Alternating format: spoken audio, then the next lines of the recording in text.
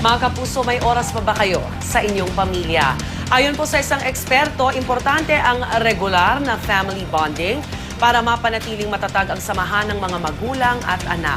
Narito ang unang balita special assignment.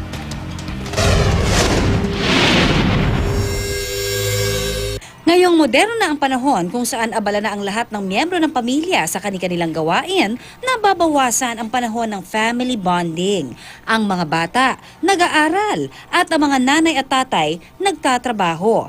Pagdating ng weekend, siya namang panahon ng paggala ng mga anak kasama ang barkada. Ayon sa isang family counselor, kailangan maglaan ng oras para sa pamilya para mapanatili ang katatagan nito. May marami palang mga problema ang mga bata na hindi nila ma-discuss sa kanilang parents. Kasi kinukwento nila sa kanilang mga kaibigan. Alam mo naman, pag kaibigan ang kinwentuhan mo, hindi naman na-address talaga yung problema, di ba? Madalas ring dahilan na wala sa budget para sa family bonding. Pero ika nga, may paraan kung pursigido ang pamilya. Pwede nasa bahay lang. One form of family bonding is yung household chores. Kung may family bonding, doon nakikreate yung yung closeness, yung solidarity ng isang pamilya. Pwede ring mamasyal sa mga park dahil walang entrance fee.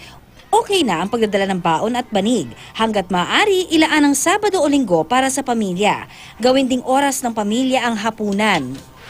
Mas sumasarap ang pagkain kung may kasamang kwentuhan. Tandaan, nasa mabuting komunikasyon ang matibay na pundasyon ng isang nagmamahalang pamilya.